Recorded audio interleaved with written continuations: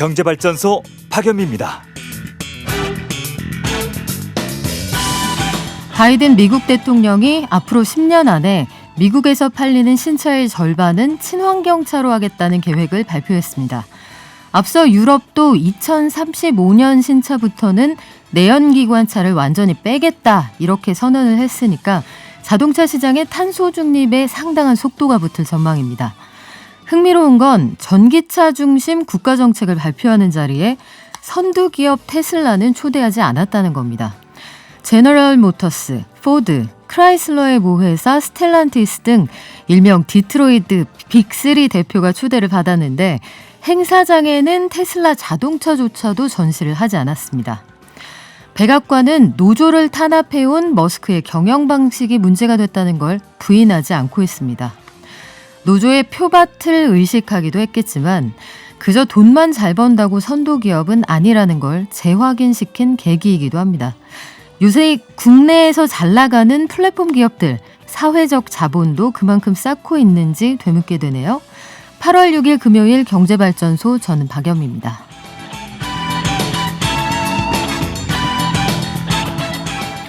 오늘 10분 경제에서는 고용노동부가 확정 발표한 내년도 최저임금, 그리고 코로나19 이후의 고용시장 상황 알아보겠습니다.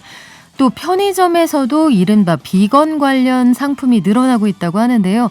매출 성장세가 상당히 빠르다고 하네요. 자세한 소식 나수지 한국경제신문 기자와 정리해 보겠습니다. 그리고 금요일 스페셜, MZ세대도 빠져들고 있는 아트테크에 대해 얘기 나눠볼 건데요. 미술 작품 같은 것들을 투자해서 이걸 통해 자산을 불리는 방식이겠죠. 김보름 세종대학교 문화산업경영 융합전공 교수님 모십니다. 마지막으로 알아봅시다. 국내 최고의 평론가 김영대 평론가와 함께 할 건데요.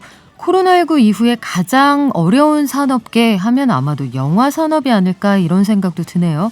요즘 잘 나간다는 영화 모가디슈 벌써 100만 넘겼다고 하는데 이 영화 산업에 관련된 이야기 어떤 것들이 있을까요? 그럼 먼저 주식 시황 알아보죠. 키움증권의 한지영 연구원 연결돼 있습니다. 안녕하세요. 네, 안녕하세요. 네, 간밤에 뉴욕 증시는 다시 올랐어요. 특히 S&P는 사상 최고치. 이번에는 어떤 부력이 있었습니까? 네, 일종의 걱정의 벽을 올라타고 갔다라고 좀 표현을 할 수가 있는데, 그래서 델타 변이 환자가 올해 가을에는 20만 명대로 폭증할 것이다 라는 경고가 나왔음에도 그러한 것들은 크게 신경 쓰지 않은 채 주간 실업지표 개선에 따른 고용 위축 불안감 완화, 또 기업들이 양호하게 2분기를 실적 시즌을 보내고 있다라는 이런 소식들이 위험 자산에 대한 선호 심리를 지속시키면서 미국 증시의 강세를 만들었습니다. 또 바이든 정부에서 2030년까지 미국의 완성차 업체들에게 전기차 판매 비중을 50%로 늘리라는 행정명령을 발표할 것이라는 소식도 미국 증시의 강세에 기여를 했다라고 보고 있습니다. 그렇군요. 미국은 소비를 중심으로 굴러가는 경제다.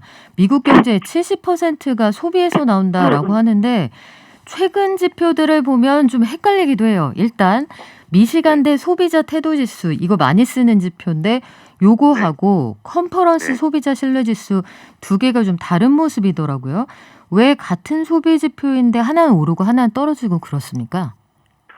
예. 그래서 이게 두 지표 모두 미국인들을 대상으로 설문조사를 진행해서 만드는 지표인데, 그런데 만드는 방식에 차이가 있습니다. 미시간대 지표는 그야말로 지금 미국인들에게 너희들 얼마나 소비하고 있냐, 그리고 또 향후에 얼마나 소비할 것 같냐, 이렇게 소비와 직결된 항목에 높은 비중을 두는 반면에 컨퍼런스 보드에서 만드는 소비자 지표는 지금의 고용 여건은 어떻고 또 미래의 고용 상황은 어떨 것 같냐처럼 이렇게 고용에 대한 비중을 높게 두고 있습니다. 그래서 이렇게 이번에 두 개의 지표가 엇갈린 모습을 보인 것도 지금 미국인들은 인플레이션 급등, 다시 말해서 밥상 물가 급등이 돼서 불편함을 느끼고 있다는 점이 미시간대 소비자 심리 지표의 하락을 이끌었다라고 보고 있고요. 반면에 고용시장에서는 낙관적인 태도를 가지고 있다는 점은 이제 컨퍼런스 보드 소비자 신뢰 지표의 상승을 이끌었다라고 볼 수 있습니다. 그래서 이러한 맥락에서 최근 미국 고용시장 둔화에 대해서 우려가 많은데 저는 큰 우려를 하지 않아도 된다라고 말씀을 드리는 것도 이렇게 미국인들은 고용에 대한 시각이 여전히 낙관적이기 때문이다라는 점에서 근거하고 있습니다. 요즘 증시를 보면 참 하루하루 시장의 온도를 가늠하기가 어렵다 이런 생각이 드는 게 미국도 그렇고 우리도 그렇고요. 하루는 코로나 때문에 언택트주가 잘 나갑니다 하다가 이제는 좀 상황이 나아지는 것 같아서 사람들이 오프라인 컨택트주로 몰립니다 하다가 또 하루는 경기 민감주가 잘 나갑니다. 이렇게 말씀드리게 되거든요. 이렇게 굉장히 방향성을 잡기 어려운 시장 상황 속에서 투자자들은 어떻게 중심을 잡으면 좋을까요? 네, 요즘에 진짜 그래서 저도 장을 보다 보면 어렵다라고 느끼는데 이런 용어도 있더라고요. 지금은 사물놀이 장세다. 사물놀이요. 사면 물리고 놀면 이긴다라는 좀 이런 이야기도 나오고 네. 또 오나미 장세라고 5% 수익 나면은 미련 없이 팔고 떠나자라는 이런 식 이야기들이 많이 나오고 있어요. 네. 그만큼 사람들이 이제 배트를 짧게 지고서 이제 단기 대응에 하다 보니까 네. 이게 또 시장을 오히려 어렵게 만들고 있는 이러한 상황인데 저는 여기서 드리고 싶은 말씀은 우리가 운전을 하면서 차선을 이리저리 바꾸면서 다니는 것이 아니라 기존 차선을 지키면서 가는 운전 습관도 저는 좋다라고 보고 있거든요. 그래서 이 종목 오른다고 따라 사고 저 종목 오른다고 따라 사지 말고 반도체 대형주가 됐건 코로나 피해주, 컨택트주인 여행 레저 업종이 됐건 지금 상황으로서는 다들 좋은 주식들이 많기 때문에 그냥 자리를 지키면서 계속 들고 가시는 게 좋다라는 좀 말씀을 드리고 싶습니다. 네, 배트를 짧게 잡고 다들 기습번트만 노리고 있다 이런 얘기인가요? 안타로 네. 한 좌중간 정도 쳐주면 좋을 텐데 오늘 우리 증시는 카카오뱅크 그 대비가 예정이 돼 있는데 어떻게 출발했나요? 일단 코스피는 0.1%대 상승세로 출발을 했고요. 지금 오늘 제일 많이 관심을 가지고 있는 카카오뱅크는 공모가가 39,000원이었었는데 지금 56,000원대에서 폭발적인 거래량을 보이면서 지금 굉장히 활발하게 그 주가가 움직이고 있는 이러한 상황입니다. 그래서 그동안 카카오뱅크를 둘러싼 논란들이 있었는데 일단은 지금 분위기를 봐서는 카카오뱅크는 세간의 우려를 딛고서 그래도 나름 선방하고 있는 이러한 모습으로 판단을 하고 있습니다. 네, 지금 장 초반이라 오늘 장 어떻게 마감할지 관심 있게 지켜보겠습니다. 지금까지 키움증권의 한지영 연구원이었고요. 방송 끝날 때 다시 만나겠습니다. 고맙습니다. 예, 감사합니다. 방송 중에 샵 0951로 문자 주시면 추첨해서 녹용 선물 세트 보내드립니다. 짧은 문자 50원, 긴 문자는 100원입니다. 깨어있는 경제발전소. 매일 아침 9시 경제를 이해하는 똑똑한 습관. 경제발전소 박연미입니다. 강아지 호야님, 오랜만에 문자 주시죠. 단기성 자금만 몰리는 것 같아요. 단타 치면 수수료만 갖다 바치는 꼴인데 하셨고요. 그래요. 그래서 아까 사물놀이 그거 참 재밌는 표현인데 한번 기억해 둘만 할 것 같습니다. 시장에서 흔히 얘기했던 그 따상은 카카오뱅크 오늘은 좀 힘들지 않았을까 이런 생각도 드는데요. 매일 아침 쏟아지는 경제 뉴스 아침에 10분만 투자하면 충분히 따라잡을 수 있습니다. 일단 내년도 최저임금이 얼마까지 오르느냐 이 소식 알아보고요. 고용을 유지하는 기업에 자금 지원해주는 고용유지지원금 이거 연장해야 된다는 소리가 나오는데 고용시장이 그만큼 어렵다는 얘기겠죠. 그리고 편의점, 우리 식품 문화가 달라질 때 안테나숍 역할을 하는 곳입니다. 여기에 최근 들어서 채식 관련 상품들, 이른바 비건을 위한 식품이 늘어나고 있다고 하네요. 자세한 내용 나수지 한국경제신문 기자와 알아볼게요. 안녕하세요. 네, 안녕하세요. 네, 내년도 최저임금 앞서서 확정이 됐는데 이제 고용부 고시를 통해서 더 이상 변경 없이 정말 확정이 된 거죠? 네, 이 내년 1월 1일부터 적용되는 최저임금이 확정이 됐는데 이 올해보다 5% 오른 시간당 9,160원으로 말씀하신 대로 이제 확정이 됐습니다.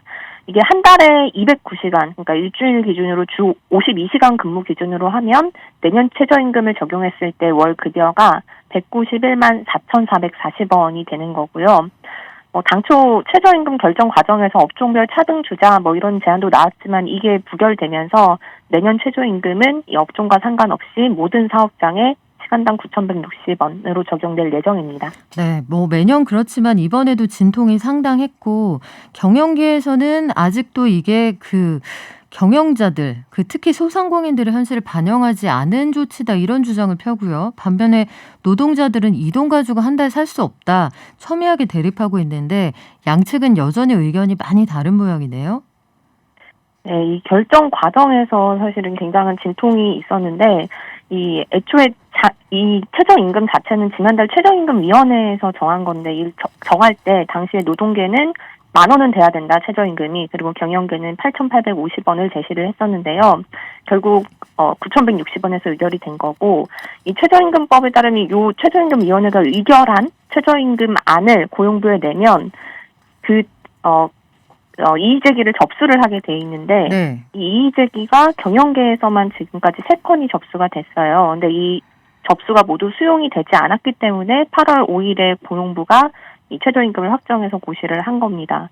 경영계의 이의제기가 불수용이 됐기 때문에 굉장히 경영계에서 특히 경총과 소상공인들이 강력하게 반발하는 상황이고요. 그리고 이런 재심의가 이루어지지 않을 거라면 이의제기 제도 자체가 유명무실한 거 아니냐, 이런 비판도 같이 나오고 있는 상황입니다. 네, 이걸 공식으로 만들든 매년 이런 진통을 좀 피해갈 수 있는 방법이 없을까 고심을 좀 해봐야 될 것 같은데, 고용을 유지하는 기업에 우리가 자금 지원하는 고용유지지원금, 이걸 연장 지급하자는 논의가 있는 모양이네요. 네, 이 고용유지지원금이라는 게 지금 고용 사정이 급격히 악화되거나 아니면 악화될 것 같은 업종 대상으로 만약에 사업주가 노동자를 해고하지 않고 휴업하게 하는 경우, 그러니까 휴업 수당을 지급해야 되는 경우 정부가 인건비를 최대 90% 지원하는 제도입니다. 지금 코로나로 타격이 큰 여행, 관광, 숙박, 항공 이런 업종들이 대상인데요. 원래 요거 지원 기간이 180일인데 지난해에는 정부가 60일을 더 붙여서 240일로 연장을 했고 올해는 180일에 90일을 더 추가해서 270일 지원하고 있는 상황입니다. 근데 한국경영자총협회는 여기에 대해서 이제 고용유지금 지원 기간을 이거보다 더 늘려줘야 된다, 이렇게 주장을 하고 있습니다. 이런 주장이 나오는 환경이 좀 만들어져 있다, 이런 뜻이겠네요. 네, 그러니까 최근에 고용심리 전반이 개선되고 있는 거는 사실이지만 이것만 보고 고용유지금 지원 기간을 다시 원래대로 하면 안 된다라는 건데, 가장 큰 이유는 아직 업종별로 너무 회복되지 못한 업종들이 많다는 겁니다. 예를 들어서 코로나19에도 오히려 고용이 늘었던 보건복지업, 그리고 물류가 많아지니까 운수 창고업 같은 경우는 올해 3월부터 고용이 다시 빠르게 회복하고 있는데, 이 숙박 음식업, 도소매업, 교육 서비스업 이런 코로나19 직격탄을 맞은 업종들은 아직도 고용 충격에서 벗어나지 못하고 있다는 겁니다. 그러니까 이렇게 빠르게 회복하고 있는 업종들 때문에 평균으로 보면 이 평균의 착시가 생기고 있지만 아직도 직격탄을 맞은 업종들이 있기 때문에 조금 더 고용유지 지금 지원 기간을 더 연장해달라, 이렇게 요구하고 있습니다. 그래요. 우리가 예상했던 것보다 코로나19에 따른 영향이 상당히 오래가고 있는 상황인데, 편의점, 요즘에 그래서 1인 가구들을 중심으로 편의점 이용하는 가구 늘어나고 있는데, 채식 관련 상품들이 굉장히 다양해지고 매출도 빠르게 늘고 있다면서요? 네, 이 편의점 대표적인 체인 2군데에서 올해 1월부터 7월까지 이 비건 상품, 채식 관련 매출이 얼마나 늘었는지를 봤더니 이 GS25는 전년보다, 그러니까 올해 1월부터 7월까지 한 18배 매출이 상승한 걸로 집계가 됐고, 이 다른 편의점 체인인 CU도 채식 관련 상품 매출이 지난해보다 한 15배 늘었다, 이렇게 집계를 했습니다. 김밥, 삼각김밥, 도시락 물론이고 라면, 떡볶이, 비건 육포까지 있다고 하네요. 이렇게 다양한 채식 관련 상품들이 편의점에 입점을 해서 매출도 늘어난 건데, 아무래도 편의점이 주로 찾는 고객층이 MZ세대, 젊은 세대잖아요. 근데 이 MZ세대 중심으로 친환경, 건강, 동물복지 이런 데 대한 관심이 많아지면서 좀 편의점도 빠르게 변화하고 있다, 이런 분석이 나오고 있습니다. 네, 비건 육포는 어떤 맛일지 되게 궁금하네요. 나수지 기자 혹시 드셔보셨어요? 저는 아직 못 먹어봤는데요. 네. 저도 인공육이나 이런 비건 육포 한번 먹어보고 싶습니다. 그래요. 그 햄버거 체인에 비건을 위한 콩고기 패티가 등장하기도 했는데 이런 것들이 많이 관심을 받고 있다. 주목해 볼 만한 사안인 것 같습니다. 지금까지 한국경제신문의 나수지 기자였습니다. 고맙습니다. 네, 감사합니다.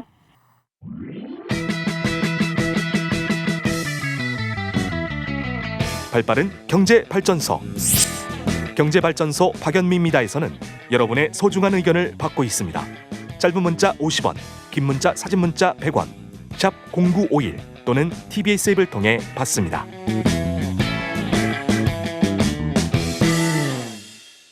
(1537님) 고용은 농촌도 문제입니다 보내주셨네요. 일손이 없어서 정말 힘든 나날 보내고 있습니다 하셨는데 제주도부터 시작해서 이 북쪽으로 점점 노동자들이 부족해지고 있다는 얘기는 제가 많이 들었습니다.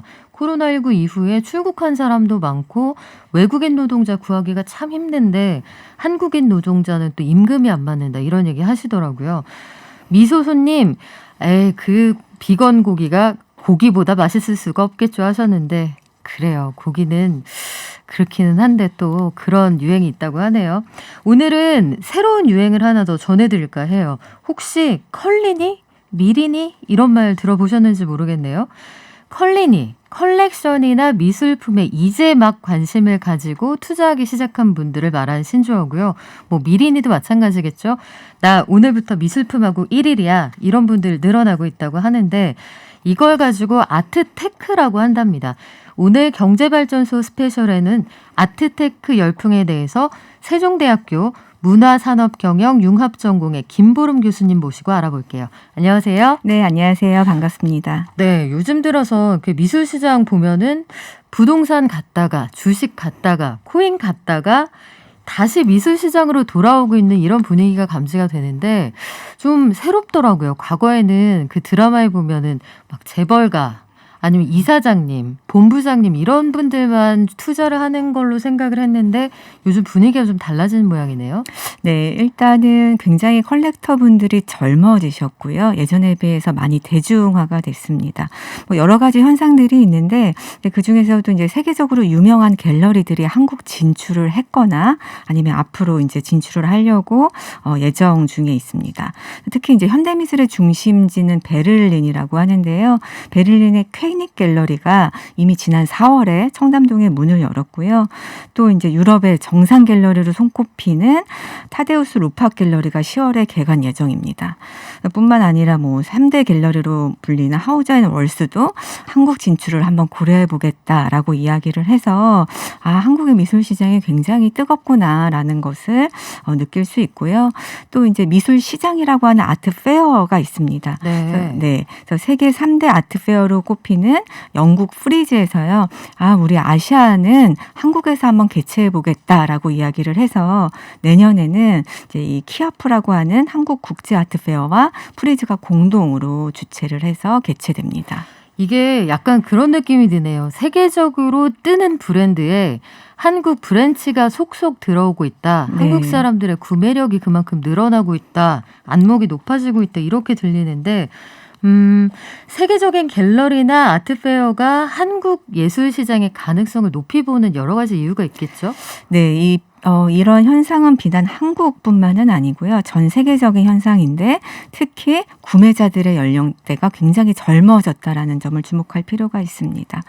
특히 이제 최근 들어서 MZ세대 컬렉터들의 구매력이 급증하고 있는데요. 더불어 이제 아시아 미술 중심지였던 홍콩이 정세 불안이 지속되고 있죠. 그래서 그 대안으로 한국에 대한 관심이 쏠리고 있습니다. 더불어 뭐 많이 들어보셨을 텐데 최근에 이슈가 되고 있는 고 이건희 회장 컬렉션으로 미술의 대중화가 더 확산되고 있고요. 이제 지난 19일부터 고 이건희 회장 기증 명품전 전시가 이루어지고 있는 국립중앙박물관은요. 예약하기가 너무 힘들어서 이미 이제 다음 달 말이나 돼야지 가능하지 않을까 하는 정도입니다. 그렇군요. 이게 세계적인 작품들이 리컬렉션 안에 그렇게 많이 포함이 되어 있고 우리나라에서 국립미술관도 가지고 있지 않은 작가들의 작품들이 다수 포함이 돼 있다 해서 상당히 놀라기도 했는데 이게 일단 알겠어요. 전체적으로 분위기가 공부도 좀 많이 하고 아는 것도 많아지고 정보를 얻을 수 있는 것도 많고 때마침 이 상속 관련해서 뭐 미술품으로 몰랍을 하겠다 이런 이슈까지 있어서 관심이 많아진 건 알겠는데 MZ세대가 관심은 가질 수 있지만 수요를 충족하려면 일단 자금력이 뒷받침이 돼야 되잖아요. MZ세대가 새로운 수요층이 됐다. 이 부분이 흥미롭네요. 네, 이 이제 뭐 너무 잘 아시겠지만 1980년대 이후에 태어난 세대 이 MZ 세대는 사실은 미술 시장에서 특히 국내 미술 시장에서 주요한 수요층은 아니었습니다. 그런데 이제 세계적인 아트페어인 아트 바젤과 스위스 금융그룹인 UBS가 함께 발간하는 미술시장 레포트가 있습니다. 2021년 아트마켓 보고서를 보면 이미 주요 컬렉터의 50% 이상을 20, 30대가 차지하고 있다라는 것을 알 수 있고요.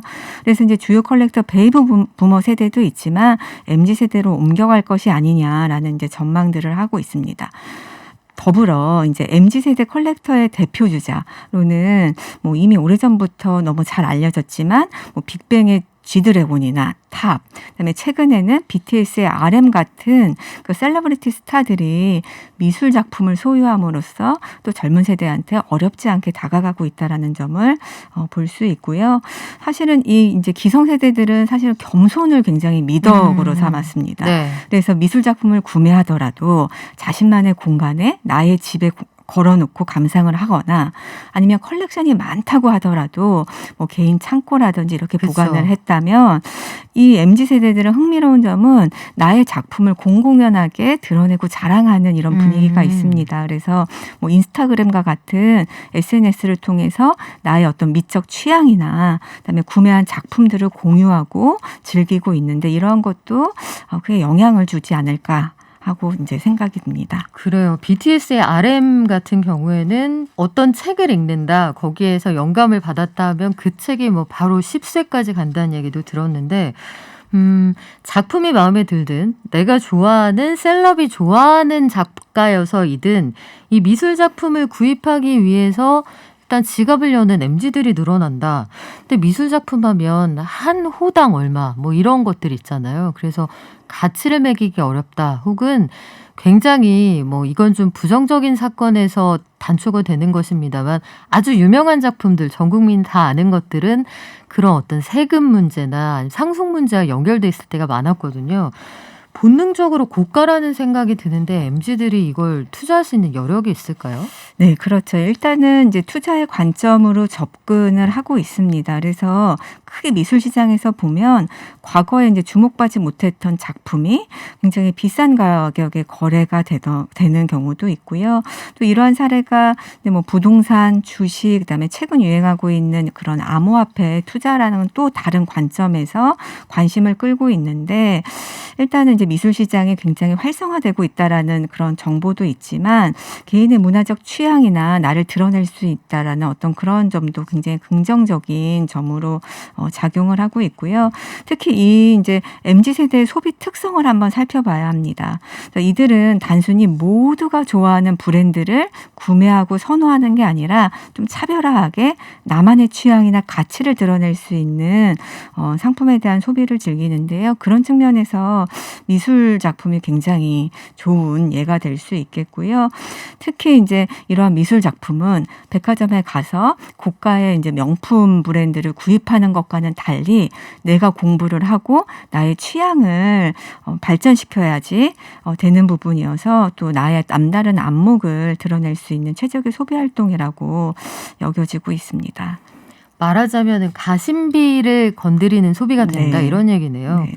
MZ세대가 참 실용적인 세대라는 생각도 듭니다만 세제 혜택 때문에 아트테크 이렇게 그림을 사서 오랫동안 보유하고 이걸 다시 매각해서 자산을 늘리는 방식도 각광을 받고 있다면서요? 네, 최근에 이제 소득세법이 이제 변경이 되면서 세제 혜택을 받게 됐는데요. 약간 부동산 같은 경우는 취득세, 뭐 보유세, 등록세, 재산세 내야 되는 세금들이 굉장히 많죠. 근데 이제 예술품, 미술품 거래의 경우에는 양도 차익에 대한 부분만 부담을 하면 되는데 특히 이제 올해 그 개정된 소득세법을 살펴보면 계속적이고 반복적인 거래의 경우라도 기타 소득으로 간주하겠다라는 이야기를 했습니다.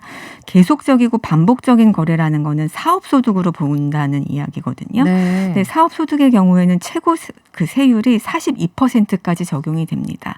이에 반해서 이제 기타 소득 같은 경우는 22%가 지방세를 포함해서 22%만 적용이 되고 또 더불어 6천만 원 미만, 그러니까 한 점당 6천만 원 미만이거나 생존 작가의 경우에는 또 예외가 적용되는 혜택이 있고요.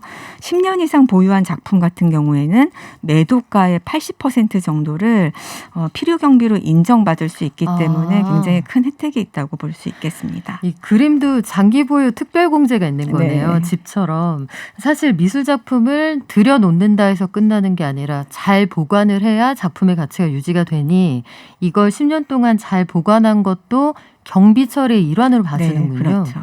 그래요. 최근에 제 주위에서도 보면 기생충에 그 자화상 그렸던 북치기 박치기 래퍼로 유명했던 훈이훈 씨, 그분 작품을 사드리겠다 혹은 관심이 있다 이런 젊은 분들 참 많던데 실제로 가격이 꽤 많이 올랐다고 합니다.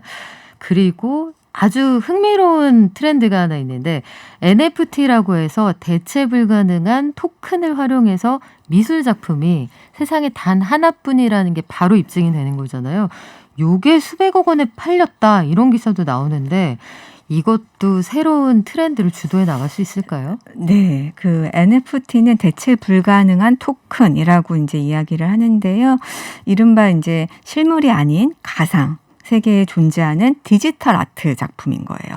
그러니까 물리적으로 존재하는 작품을 단순히 사진 찍어서 디지털화한 게 아니라 디지털 세상에서 만들어진 작품을 블록체인 암호화 기술을 적용해서 이제 표식을 부여한 자산이라고 볼 수 있고요.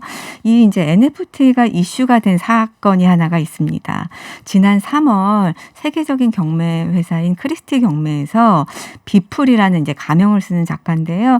이 작가의 작품이 우리나라 한화로 약 783억 원에 거래가 됐습니다. 783억 원이요? 네. 근데 이 작가가 이제 디지털 아트 작품을 만들기 시작한 2007년도부터 네. 매일 한 작품을 모아서 5천 개의 작품을 이어서 큰 하나의 작품을 만들었고요. 이게 이제 경매에 나왔는데 이 조합된 작품이 이렇게 거래가 되면서 이슈가 됐다고 볼 수 있겠습니다. 그래서 이러한 이제 성공적인 사례에 힘입어서 경매회사뿐만이 아니라 뭐 다양한 기관에서 NFT 관련된 강좌 세미나가 개최되고 있고요. 심지어 이제 러시아의 한 국립박물관에서는 우리의 소장품, 그러니까 저작권이 다 해결된 오래된 소장품을 NFT화해서 펀드레이징, 그러니까 이 자산을 확보하는 방법도 한번 찾아보겠다, 뭐 이런 이야기도 하고 있습니다. 네, 그래서 국내에서도 많은 작가들이 이미 창작 활동에 나서고 있고요. 뭐 갤러리, 아트페어, 뭐 기업에서도 이 작가들을 육성하고 지원하기 위한 사업들이 펼쳐지고 있습니다. 이게 참 재미있는 현상 같은 게 미술품에 투자를 하고 그 옥션에서 어떤 작품을 사온다는 게 대부분은 우리 집에 걸어놔야지, 내가 어디다 전시해야지 이런 목적이었는데 이제는 가상 공간에 존재하는 이 손으로 잡을 수 없는 걸 사들이는 그런 시대가 됐다는 게 참 재밌기도 하고요.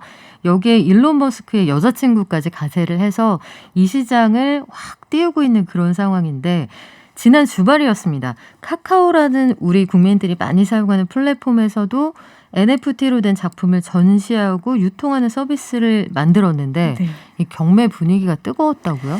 네, 그 지난 주말에 이제 카카오는 그 카카오톡의 암호화폐가 있습니다. 이 암호화폐 지갑인 클립을 통해서 자신들의 마켓을 오픈을 했고요.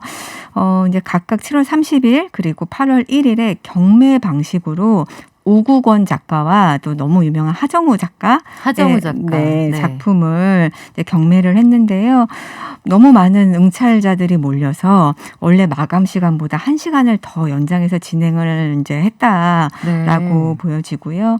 이 오국원 작가 같은 경우는 최종적으로 58,500개 정도의 클레이튼으로 낙찰이 됐습니다. 이게 이제 당시 클레이튼 하나가 1,170원 정도 됐었는데 이걸 이거를 계산을 해보면 약 6,800만 원이라는 이야기가 나오고요. 하정우 작가 역시도 5,600만 원의 거래가 되면서 굉장히 인기를 끌었습니다. 그래서 이 경매 방식 외에도 작품의 에디션, 그러니까 복제품에 하나하나 넘버링을 부여해서 네. 이제 에디션 작품을 판매한 사례가 있었는데, 이제 뭐 이 작가 같은 경우도 이 999개의 작품이 30분도 안 되는 시간에 판매가 종료되면서 굉장히 많은 사람들이 이 NFT 미술 작품에 관심을 갖고 있는 것으로 보입니다. 네, 값도 코인으로 치른다. 근데 열기가 엄청나다는 생각이 드는 한편 이런 생각도 들어요. 이거 좀 옛날 방식의 접근일지 모르겠지만 손에 잡히지 않는 거고 그냥 디지털 공간에 존재하는 건데 작품을 이런 식으로 이 몇천만 원을 주고 구매를 해도 될까? 블록체인 기술을 이용한 작품이라고는 하는데 뭔가 막연하기도 하고요. 그래도 안전할까 이런 고민도 좀 되거든요. 네, 이 NFT 미술이라고 하는 게 말씀하신 것처럼 감상보다는 소유의 방점이 찍혀 있습니다. 그래서 이제 이 NFT에 대한 우려의 목소리가 많이 존재하죠. 이 열풍이 거품 현상이 아니냐라는 이제 이야기도 있는데요. 사실 이제 NFT 자체는 블록체인 상에 이제 보존되는 것은 가능하지만 사실은 이제 해킹의 위험도 있습니다. 그리고 무단 복제의 위험도 있고요. 실제로 지난 3월에는 NFT 이 플랫폼 중에 유명한 니프티 게이트웨이의 일부 계정이 해킹이 되면서 피해자들이 이제 발생을 했습니다. NFT 자체가 도난당하거나 네. 아니면 이제 신용카드 정보가 도용당하는 사건들이 있었는데요. 이러한 어떤 이제 해킹의 문제 아니면 또 나아가서 이제 이 복사본에 대한 저작권의 문제에 대한 부분도 해결이 돼야 됩니다. 왜냐하면 이 자체를 소유하는 것과 그 작품을 활용해서 제2차적 저작물을 만드는 거는 다른 이야기거든요. 아. 네. 그렇지만 이 NFT의 미술품을 소유한다는 건 저작권을 갖는다는 이야기가 아니므로 만약에 내가 소유한 그 미술 작품을 활용하고 싶다면 원본을 소유한 창작자한테 또 동의를 얻어야 되고 아. 네, 저작권료를 이제 지불을 하거나 사용료를 일부 내야 되는 이런 어려움들이 있습니다. 이게 음악 시장 같은 데서 저작권하고 저작 인접권 이런 식으로 나뉘는 거랑 비슷하군요. 네. 네, 더구나 이제 NFT 관련된 아직은 법제가 마련이 안 되어 있는 상황이어서 이런 부분들이 앞으로 보완이 되어야 되지 않을까 하는 이제 부분이 있지만 사실은 이제 많은 아티스트들에게 내지는 미술품을 소유하고 싶은 분들한테 기회가 되고는 있습니다. 왜냐하면 신진 아티스트 같은 경우에 본인들이 작품을 선보이고 싶지만 보일 수 있는 경로가 한정이 되어 있죠. 그래서 이러한 NFT는 사실 어렵지 않게 대중들한테 선보일 수 있다라는 장점이 있어서 돌파구 역할을 해줄 수가 있고요. 또 이제 감상자한테도 어렵지 않게 소유할 수 있다라는 장점이 있고 더불어 이게 재판매될 경우에 창작자한테 약 10% 정도의 수수료가 지급이 됩니다. 그래서 창작자의 어떤 권리를 보장해 준다는 점에서도 눈여겨볼 필요가 있겠죠. 새로운 장이 하나 크게 열리는 거군요. 그래서 이런 생각도 해봤습니다. 최근 들어서는 가상 공간에 대한 관심이 되게 높고 이쪽에 투자하는 기업들도 많아지는데 예컨대 그 오프라인에 존재하는 뭐 고흐나 로댕의 유명한 작품이 있다. 근데 메타버스라는 공간 안에 그걸 시리얼 넘버를 만들어서 예를 들어서 네이버가 운영하는 제페토 안에서 그걸 판매한다고 치면 여기에서도 같은 작품을 또 한 번 판매할 수 있고 또 NFT로 만든 작품도 마찬가지고요. 이게 메타버스 공간 안에서 재가공돼서 판매될 수 있는 그런 시장도 좀 열려 있나요? 네, 네, 지금 굉장히 조심스럽게 접근해야 되는 부분은 어떤 부분이냐면 기존에 있는 작품을 단순히 디지털로 변형을 해서 거래를 한다라는 거는 굉장히 위험한 접근이고요. 네. 왜냐하면 그 자체가 2차적 저작물일 뿐이기 때문에 그래서 가상 공간이라든지 NFT 상에서 거래가 되는 작품은 디지털 환경에서 새롭게 만들어진 재가공된 어떠한 작품들을 이야기합니다. 특히 이제 메타버스 같은 경우는 이제 뭐 오래전부터 이 메타버스라는 개념이 등장을 했고 다양한 곳에서 이야기를 하고 있지만 미술 시장에서도 굉장히 주목하고 있는 그러한 이제 시장이라고 할 할 수 있겠습니다. 그래서 앞서서 말씀드렸던 그 독일 베를린의 퀘닉 갤러리는요. 메타버스의 하나인 디센트럴랜드라는 메타버스가 있습니다. 이 디센트럴랜드는 부동산 거래의 공간이거든요. 그래서 네. 복덕방이요. 그렇죠. 네. 근데 이 이제 디센트럴랜드는 실물 세계랑 유사하게 운영이 됩니다. 그래서 내가 가지고 있는 코인을 가지고 땅을 살 수도 있고요. 네. 건물도 지을 수도 있고 또 건물도 판매할 수 있고 거기서 수익도 낼 수 있고요. 또 흥미로운 점은 도심일수록 더 비싼 이런 현상도 나타내고 있는데 아, 그래요? 이 갤러리가 이 디센트럴랜드에 갤러리를 열었습니다. 네, 실제 이제 독일 베를린에 있는 건물과 유사한 모습으로 갤러리를 오픈을 하고 그다음에 전시를 열고 옥션을 진행을 해서 작품을 판매한 사례가 있습니다. 재밌네요. 거기 가상 공간 안에 건물을 짓고 임대료 수익도 발생을 하고 네. 갤러리도 운영을 하고 약간 그 부루마블 같기도 하다는 느낌이 들다가도 네. 아, 이게 정말 시장이 엄청나게 성장하고 있구나 이런 생각이 되는데 사실 일반적으로 대부분 가지고 계신 궁금증은 이런 걸 거예요. 아마 이 작품이 이거 되게 멋진 작품이라고 하는데 특히 추상화의 경우에는 나도 그릴 수 있을 것 같은데 혹은 대체 이 작품의 가격은 어디에다 근거를 두고 책정이 되는 것일까? 즉 내가 투자하는 이 작품의 적정 가격이 이게 맞나 판단하기가 어렵거든요. 전공자가 아니고서야. 그 미술품 가격이라는 거는 시장에서 어떻게 형성이 되는 겁니까? 네, 이게 저도 이게 한마디로 말씀드리면 너무 좋겠지만 사실은 너무 복잡한 다양한 요인들이 영향을 주고 그다음에 그런 요인들을 통해서 가격이 형성이 됩니다. 특히 이제 사회적인 그러한 현상들, 역사적인 사건들, 법제도도 영향을 미칠 것이고요. 하지만 가장 기본적으로 그 그림을 만든 그 작품을 만든 작가 그리고 이제 작품과의 어떤 그 관계에 의해서 결정이 된다라고 볼 수 있겠습니다. 그 중에서도 가장 이제 흔하게 우리가 볼 수 있는 것들은 어떠한 재료로 그렸는가 내지는 어떠한 희소한 기법이 있는가 그다음에 이 시대의 희소한 주제를 가지고 있는가 뭐 이러한 것들도 영향을 미친다고 할 수 있고요. 그다음에 그 작품을 그동안 누가 소장했는가 내지는 미술관에 그 작가의 작품을 가지고 있어서 어느 정도 개런티 받을 수 있을 것인가 뭐 이런 부분도 굉장히 복잡하게 영향을 미친다고 할 수 있겠습니다. 다양한 사회적 평가가 총화로서 그 가격으로 반영이 된다 이런 말씀인데 윤세리 사감님 아까 말씀하신 작가 하정우 작가가 배우 하정우 씨는 아니죠 하셨는데 맞습니다. 그래서 셀럽들이 직접 그리기도 하고요. 어떤 유명인들이 이 작품을 가지고 있었느냐 그러니까 손이 바뀔 때마다 작품의 가치가 확 뛰어오르기도 하는데 얼마 전에 이건희 컬렉션 그 기증과 관련해서 미술품 가격 감정이 이루어졌잖아요. 우리가 정말로 그 교과서에서만 봤던 그런 그림들도 감상을 할 수가 있었고요. 이게 교수님께서는 일단 미술품 감정 전문가시니까 미술품을 감정하는 과정이 어떻게 이루어지는지 아마 우리나라에서 제일 잘 알고 계실 텐데 고가 미술품의 감정 과정은 어떤 단계를 밟아 이루어지나요?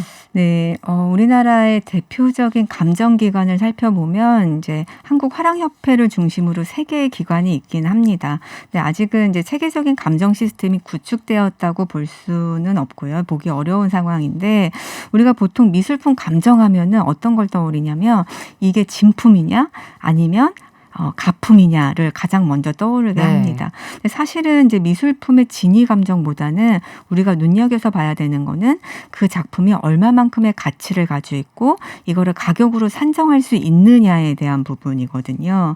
그래서 이 부분을 이제 영어로 표현하자면 어프레이저리라고 이야기를 합니다. 그래서 우리나라에서는 이 어프레이저를 번역을 하는 데 있어서 시가 감정, 뭐 감정 평가, 가치 평가 다양한 용어로 혼용을 해서 사용을 하고 있고요. 그래서 일단은 이런 용어의 정리도 사실은 필요한 상황입니다. 그래서 이런 미술품의 시가 감정, 작품의 가격을 평가하는 거는 아까 말씀드렸던 것처럼 일단은 그 누가 그렸느냐 그리고 작품의 상태, 컨디션이 어떠냐. 네. 아무리 유명한 작가의 작품이라고 하더라도 보관 상태가 안 좋거나 손상된 부분이 있으면 아무래도 그 가치가 떨어지겠죠. 그리고 그 작가의 커리어, 생애 주기, 그 당시의 미술 시장 지금처럼 얼마나 활성화가 되어 있느냐도 굉장히 중요한 부분인데요. 이러한 모든 자료를 객관적으로 모아서 체계적인 조사와 연구를 바탕으로 이루어집니다.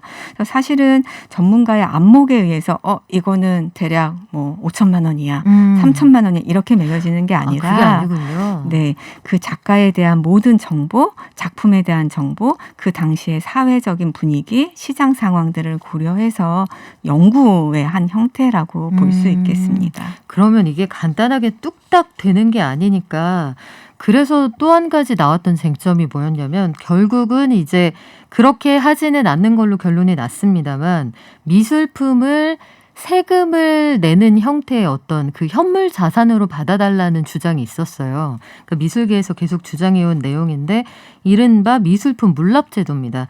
이거 정부가 결국 안 하기로 결론을 냈습니다만 상속세 같은 세금을 미술품이나 문화재로 내게 해달라는 건데 요것도 결국 그 체계적인 감정을 거쳐야 가능한 거네요. 네, 그렇죠. 왜냐하면 일단은 그 작품의 가치, 가격이 얼마냐가 나와야지 그 세금을 매길 수 있는 부분이어서 물납제의 핵심은 이제 감정이라고 할 수 있겠는데요. 우리나라의 그 조세법상 세금은 현금으로 납부하게 되어 있습니다. 현금 납부가 원칙이고요. 물론 이제 상속세, 증여세 등의 경우에 부동산이나 유가증권으로 납부가 가능하기도 합니다. 근데 지난 이제 7월 22일 기재부에서 세법 개정안 브리핑을 통해서 우리 이제 미술품 물납제를 도입하겠다라고 발표를 했지만 불과 이제 사흘 만에 여러 가지 반발에 부딪혀서 도입을 철회했습니다. 근데 여기서 우리가 한번 돌아봐야 될 하나의 사건이 있습니다. 간송미술관이라고 그렇죠. 네, 우리나라의 다양한 미술품과 문화재를 이제 보유하고 있는 미술관인데요. 작년 5월에 이 간송미술관이 국가 보물 그 금동불상 2점을 경매에 내놨습니다.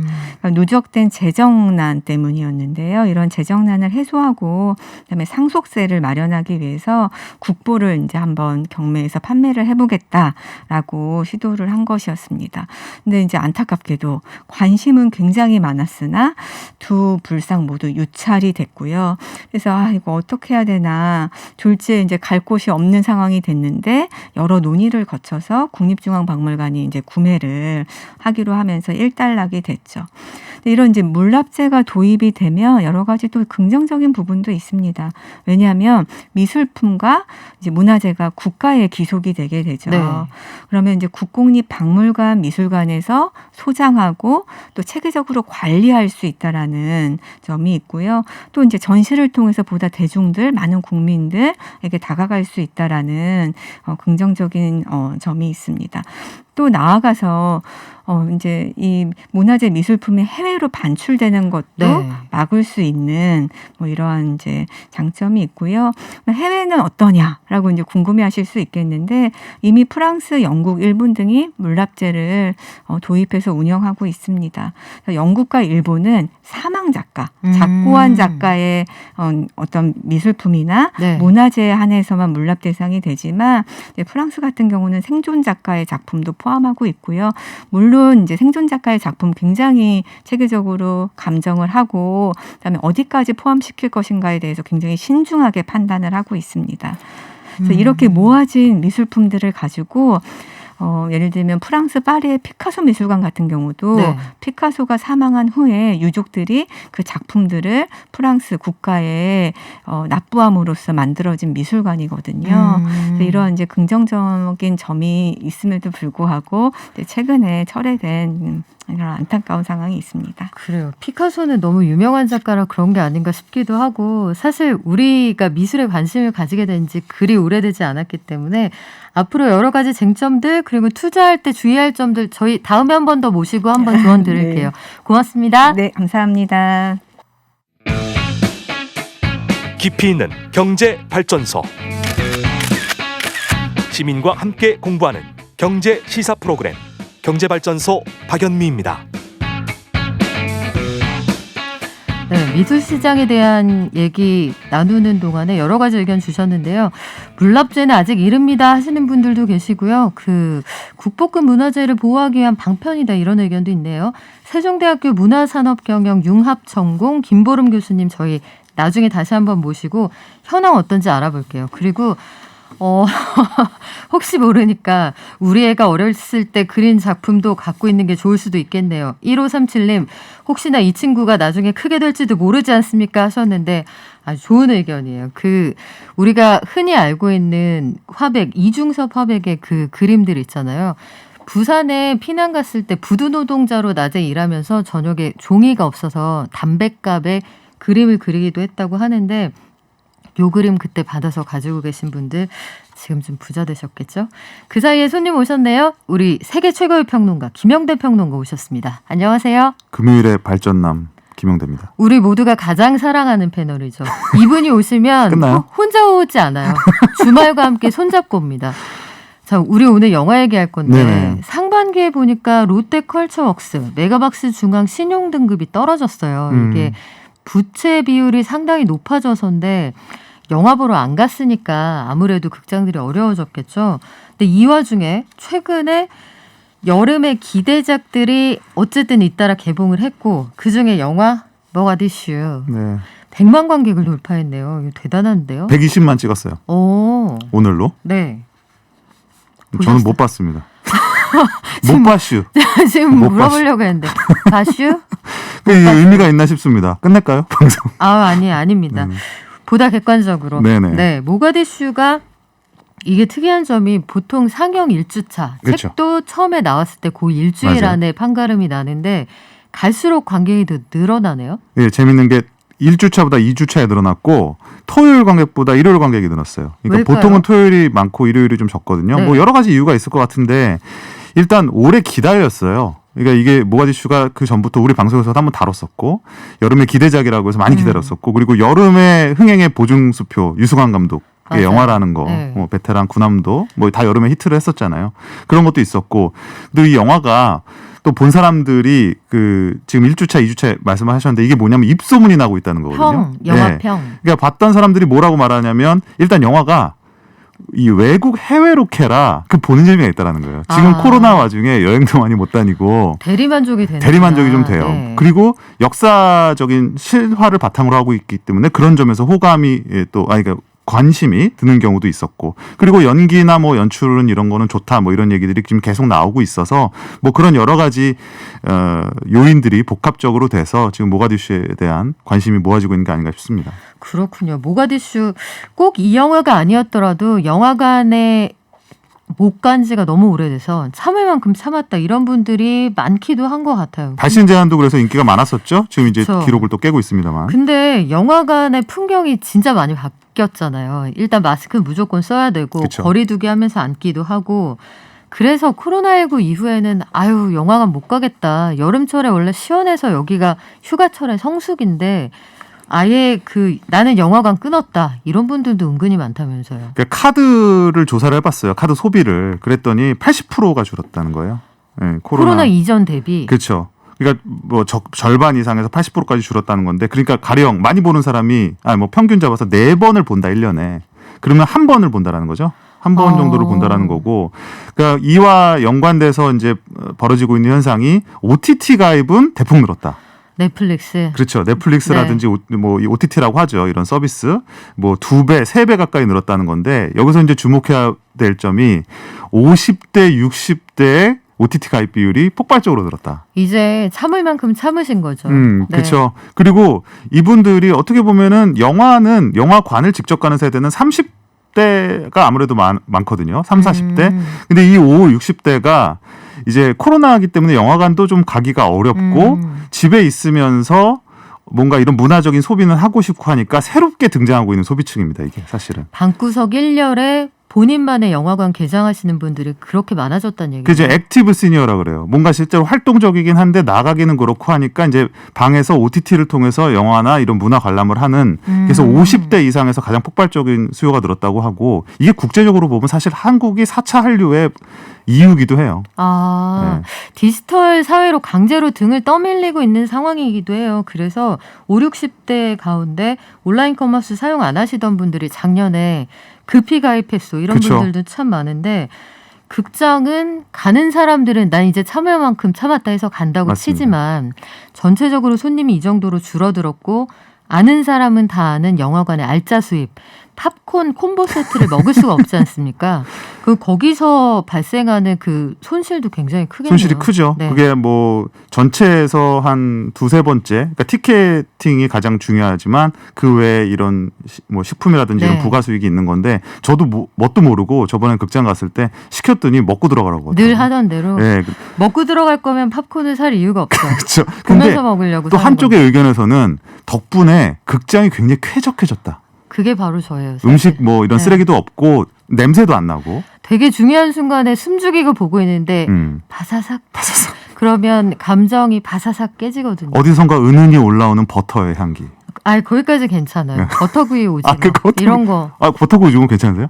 아니 그거 안 괜찮아요. 안 괜찮다. 네, 팝콘까지는 괜찮은데 버터구이 구이로 넘어가는 거는 전 좀 힘들어요. 그러니까 저는 사실 개인적인 의견인데 그래서 오히려 지금 코로나 상황에서 극장의 위험도는 조금 더 과대평 그러니까 좀 과장되지 않았나. 오히려 실질적인 위협보다. 그렇죠. 왜냐하면 극장은 거의 마스크를 벗지 않죠. 그렇죠. 절대 안 벗습니다. 영화 보는 내내.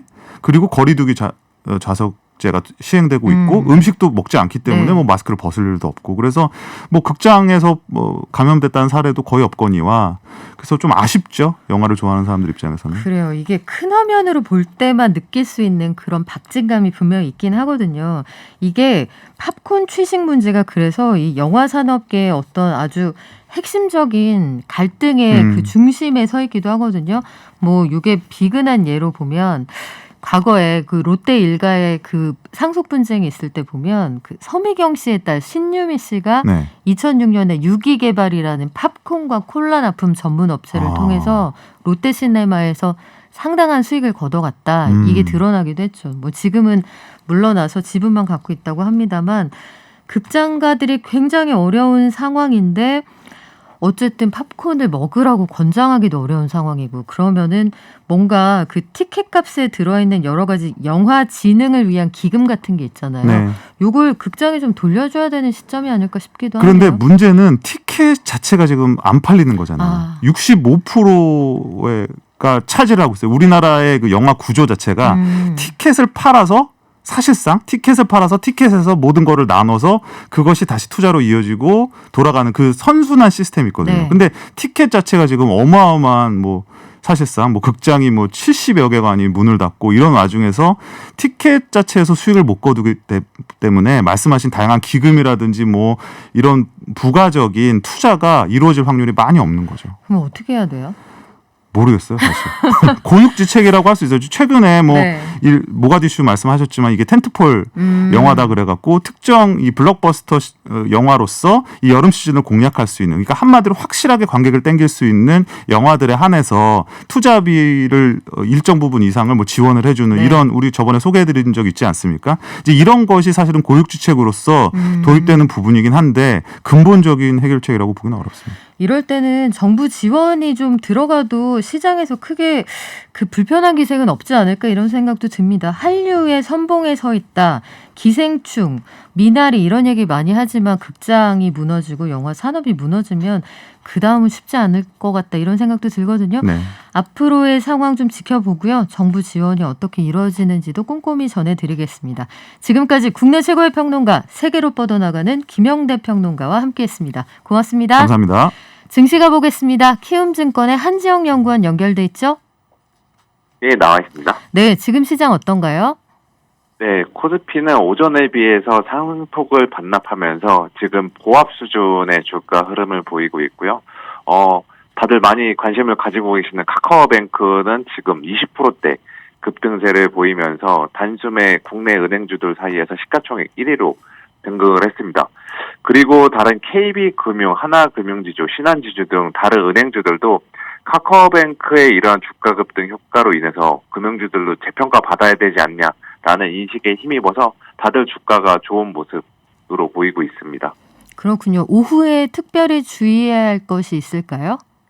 예, 오늘 같은 경우는 이제 오늘 밤에 발표되는 미국의 고용 지표가 예정이 되어 있는데, 이를 둘러싼 관망 심리가 중간중간에 시장에 좀 작용을 할 것으로 보이고 있습니다. 그리고 뭐 특별한 그 장중에 발표되는 경제 지표들이나 이벤트들은 없는 만큼 오늘은 보합 수준에서 주가가 마무리되지 않을까라고 생각을 하고 있습니다. 그렇군요. 지금까지 키움증권의 한지영 연구원이었습니다. 다음 주에 만날게요. 고맙습니다. 네, 감사합니다. 저희 선물 받으실 분 알려드리겠습니다. 2569님 축하드립니다. 그리고 8357님 요새 극장에 가면 대관한 것 같습니다. 특히 비주류 작품 바빠서 못 가지 코로나 때문에 못 가지는 않았는데 가보면 굉장히 쾌적합니다. 음식 냄새도 안 나고 하셨고요. 젊은 할매님 영화관 가본 지가 언젠지 기억이 안 나네요 하셨는데 저도 완벽한 타인 이후로는 극장에 못 가봤습니다. 극장에 가고 싶어요. 다음 주엔 좀 나아지겠죠? 모두 건강하세요. 발전!